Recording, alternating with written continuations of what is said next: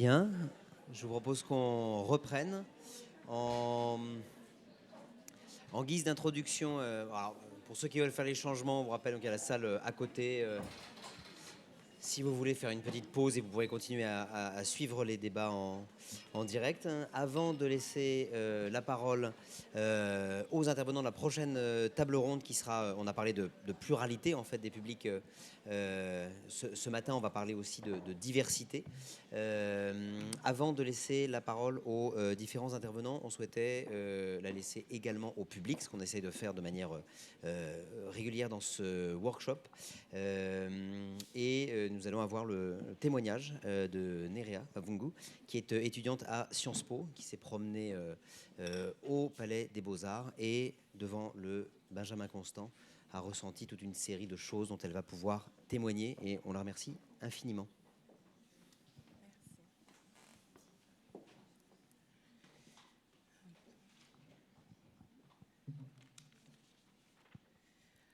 Lorsque je me suis rendue au Palais des Beaux-Arts de Lille pour la première fois, j'ai été subjuguée par ce que j'ai vu dans la galerie des sculptures. Des corps fiers, des corps qui n'avaient pas peur de se cacher. La nudité et la sexualité étaient perçues comme divines.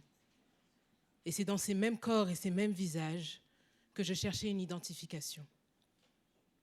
J'ai continué en explorant la galerie, pleine d'espoir de trouver une œuvre qui raconterait mon histoire à travers un corps ou un visage qui me ressemble. Jusqu'au moment où je me suis retrouvée face à l'intérieur du harem de Benjamin Constant. Certes, j'avais trouvé ce que je voulais, mais pas comme je le voulais.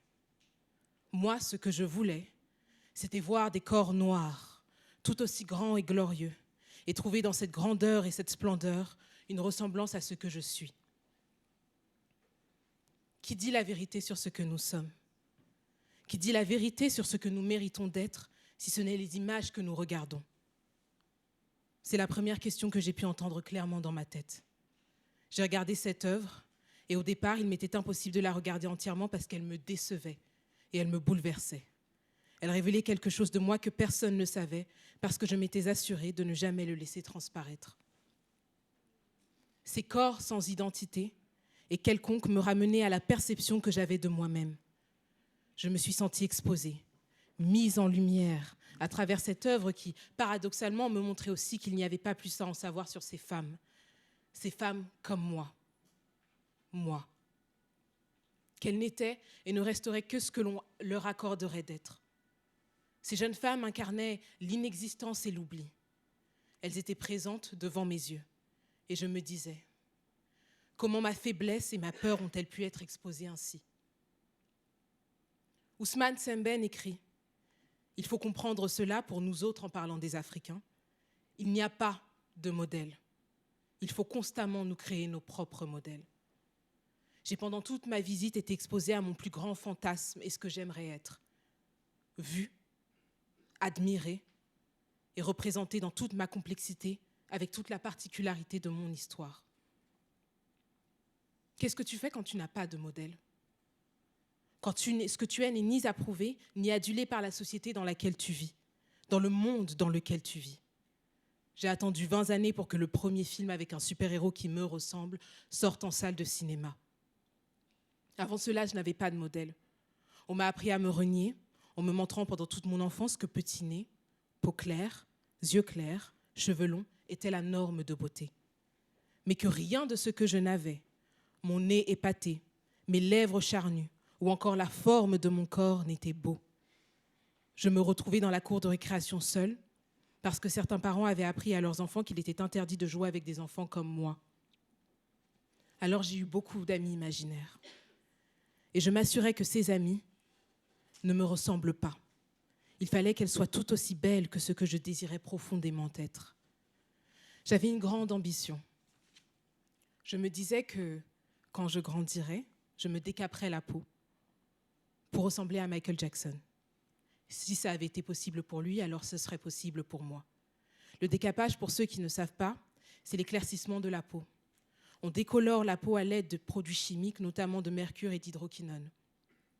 Puis je me disais, je porterais de longues perruques aux cheveux lisses pour ne plus jamais avoir mes cheveux crépus. J'en avais assez que l'on me demande seulement de jouer le singe en cours de récréation. Et si je voulais jouer avec les filles, je ne pouvais pas être une princesse comme elles. Non, les princesses noires, ça n'existe pas, Nerea. On peut se sentir honteux quand on a la carnation que j'ai. Honteux d'être la seule personne qui nous ressemble. Honteux d'avoir un nom de famille à consonance étrangère. Honteux d'avoir le corps que l'on a formé tel qu'il est. Honteux que les seules représentations que l'on se fait de nous, ce soient les oncles Tom, les mamas Africa ou les délinquants. Il y a comme un sentiment d'inadéquation, de « je ne le mérite pas ». Et d'un autre côté, les « tu es jolie pour une fille noire » étaient les seuls compliments que je pouvais espérer recevoir. C'était déjà mieux que lorsque l'on m'appelait Fatou Fâché, Madame Gouzou. Lorsque j'expliquais que mon grand-père avait été diplomate et que ma mère était professeure et directrice d'une structure pédagogique, on me rétorquait que j'étais une menteuse. En d'autres termes, il était impossible pour des gens comme moi d'arriver à un tel niveau de réussite dans la vie. Il faut être doublement forte et s'approuver soi-même lorsque l'on a la peau que j'ai. Parce que l'on sait que si on ne le fait pas, personne ne le fera pour nous. Et si je crois les autres, alors je diminue mes standards. Je ne rêve pas en grand, mais en ce que la société juge acceptable venant de moi. Et lorsque vient le moment de se projeter, on se dit que les choses nous réussiront plus difficilement, parce que l'on est déjà de fait désavantagé. Je me trouvais si laide à regarder que pour moi, il était évident que le reste du monde le pense aussi. Et je pensais que ma couleur était une malédiction. Mais ce sentiment, aussi tragique qu'il soit, n'est apparu que lorsque je me suis confrontée au monde extérieur. Ce n'est pas dans le quartier où j'ai grandi que je me rendais compte de ma différence et de l'importance de la représentation. Ce n'était pas une anomalie pour moi. L'anomalie s'est formée au moment où je suis sortie de mon quartier, où je suis rentrée dans une école privée où l'on m'a appris que ce que j'étais n'était pas bon, ni suffisant, et que ce que j'étais dérangeait.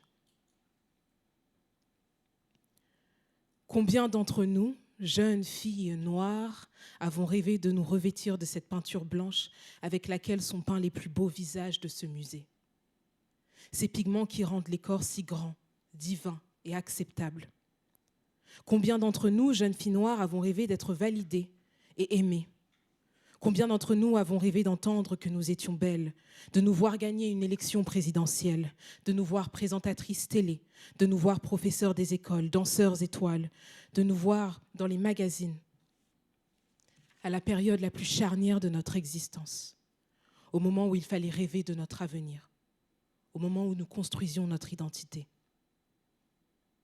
Le rejet se fait aussi par les choses que l'on choisit de montrer ou non, et ce à quoi l'on donne de la valeur ou non. Il provoque et fait s'installer en nous l'impression d'être une gêne, d'être inadéquat. J'ai entendu et vu ces trois corps dans l'intérieur du harem de Benjamin Constant, comme je vois mon propre reflet. Ces trois corps noirs, c'est moi, et je suis elle. Merci.